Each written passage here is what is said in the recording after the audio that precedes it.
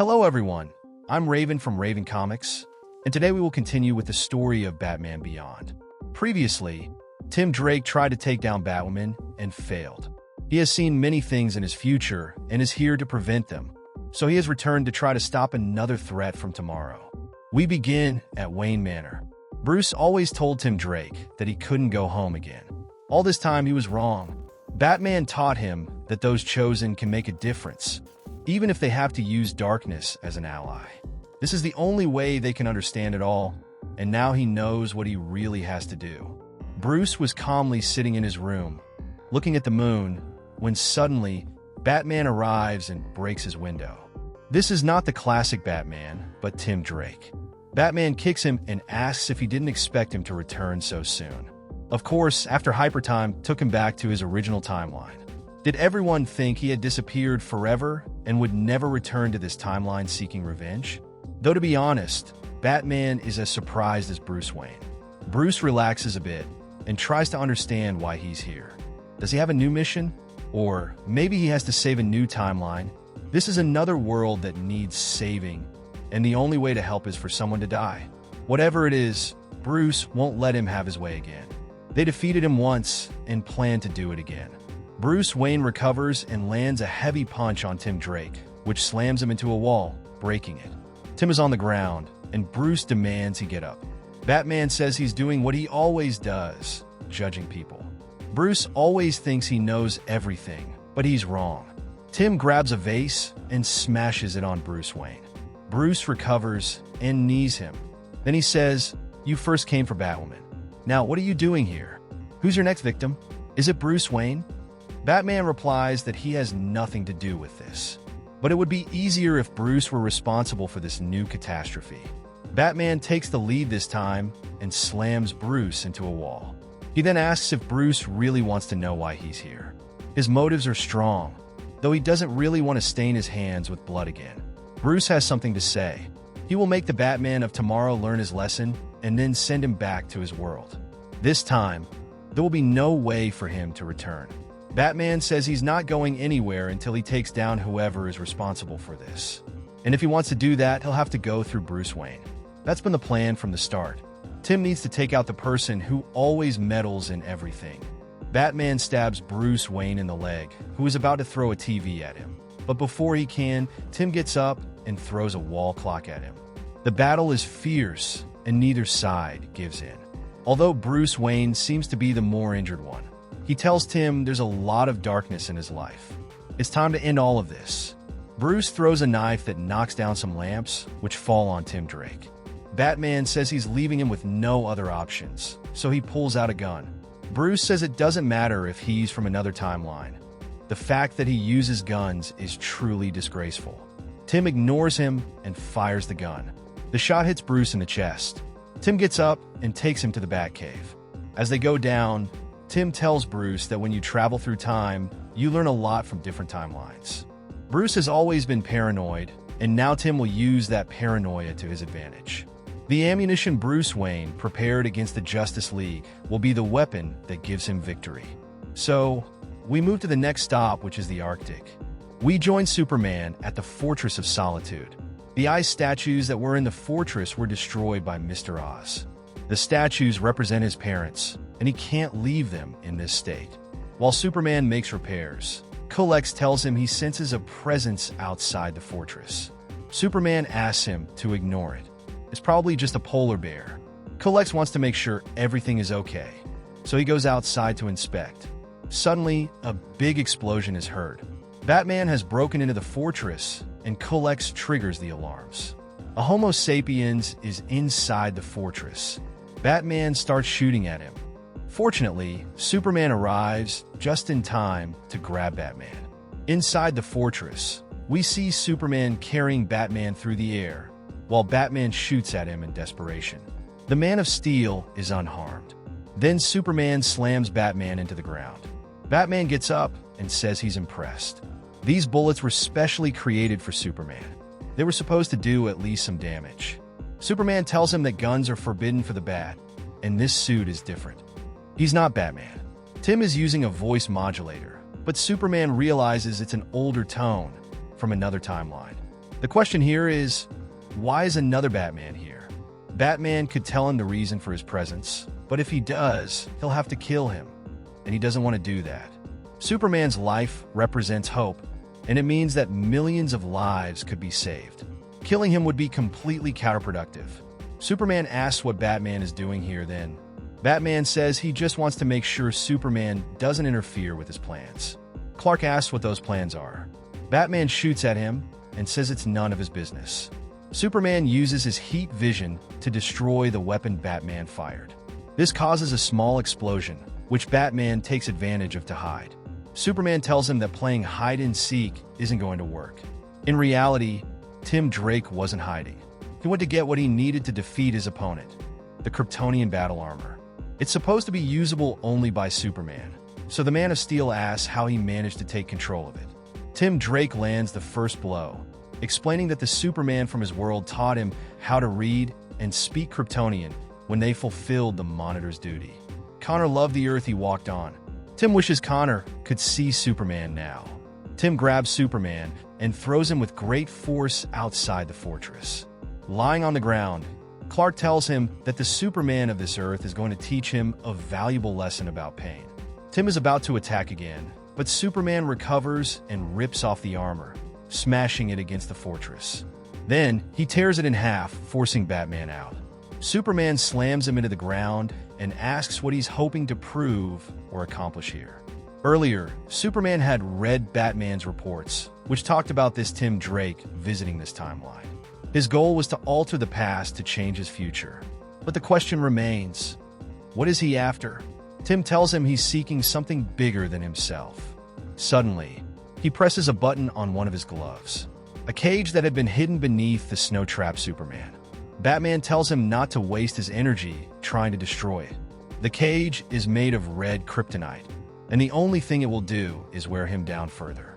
Superman says it's not over yet. The real Batman will stop him. Tim replies that he won't. He's no fool, and Bruce Wayne was his first victim.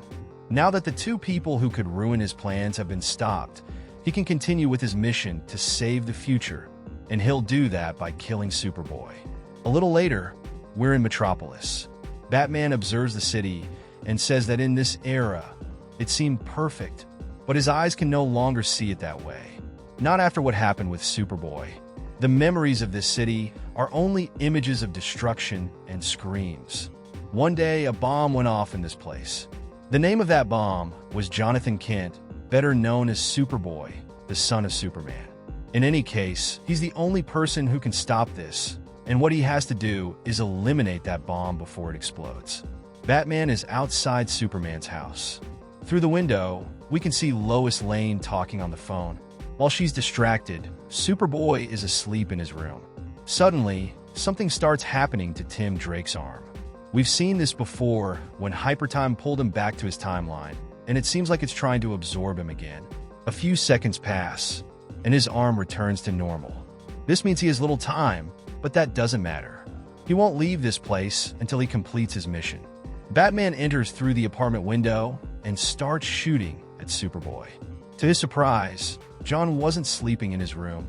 Lois comes to the door and asks what's going on. She says John was supposed to be asleep a while ago. Lois is also shocked. What is Batman doing here? And why isn't John in his bed? Tim Drake ignores her and shoots a tranquilizer dart into her neck. After that, he leaves the apartment. Meanwhile, in New York City, the Teen Titans are facing off against a team known as the Hangmen. The situation is a bit complicated, and Robin tells them to stick together to take them all down. Damian's strategy doesn't work at all. They all start to fall one by one. The first is Beast Boy, who receives a powerful electric shock. The second to fall is Robin. Raven is attacked by Breathtaker, who sucks all the oxygen from her lungs, causing Raven to faint. Starfire and Aqualad are also defeated by their respective opponents. The Hangmen continue to damage the Teen Titans, but suddenly, they are saved by someone. All we can see is a red streak. None of the villains stood a chance against this hero. A few minutes later, Beast Boy thanks Kid Flash for taking down their opponents. Wally says he didn't take anyone down. Starfire asks if Kid Flash wasn't the one who got them out of this mess, then who did? Robin pulls out a gun and and fires it into the air. At the top of a tower stands John. Damian asks Starfire to catch Superboy. Superboy falls from the tower, and let's just say instead of catching him, Superboy lands on Starfire. We're now in San Francisco at the Teen Titans Tower. Damian tells John that he's not a Teen Titan and didn't have to participate in this mission. John says that a while back, when they all worked together, Damian promised he would let him participate in another mission. Starfire confirms that's true, though according to Damian, he would never say something like that, and they're probably trying to confuse him. To Superboy, Damian is a liar. He promised he would let him work with the team again, but never called him back. Suddenly, the argument is interrupted. Batman appears on the monitors and says that now he has control of the tower from the outside.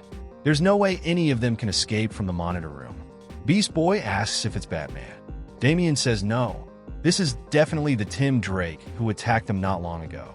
Starfire asks the computer to analyze this Batman's voice. The computer confirms what Robin said. This is an older Tim Drake. Previously, he was a problem for the Bat family, but now it seems he's a problem for the Teen Titans. Damian was prepared for situations like this and is ready to show them what the tower security can do. Batman tells them that won't be possible. He is Tim Drake, and his DNA is still the same, regardless of which timeline he's from. So, the tower security doesn't consider him a threat. The reason he's here is to prevent his future from being destroyed, and he needs to take out someone he's looking at right now. Superboy asks his teammates what they're waiting for. They need to find him quickly. Batman says that's pointless. He's charged the air molecules in the room with a special frequency. This will prevent Raven from teleporting or Kid Flash from vibrating. Batman provokes Raven, telling her to try and find him. She falls into his trap and uses her powers. It was all just a setup. Raven projects visions of the future into her teammates' minds. Here, we see the Bats, Tim Drake and Damian Wayne, talking to the Superman of the future, John Kent. The Bats talk to Superboy, asking him to make a decision. Superboy makes his choice and crosses the line. An uncontrollable power is unleashed. There's nothing but destruction, suffering, and millions of deaths. Aqualad asks Raven what they just saw. She tells them they saw Metropolis destroyed, with millions of people dead because of Superboy.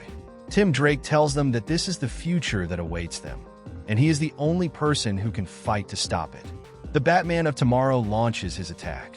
Superboy is taken down by a strange black liquid. Wally runs to the door and tries to open it, but he can't.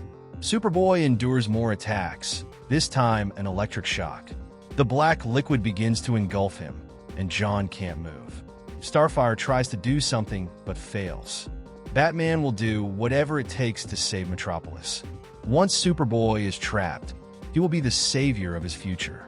John begins to be consumed by the black liquid. Desperately, Superboy pleads with Damian for help. Raven asks Tim to stop. If he keeps toying with Superboy's emotions, he'll make him lose control. Tim tells her he can't stop.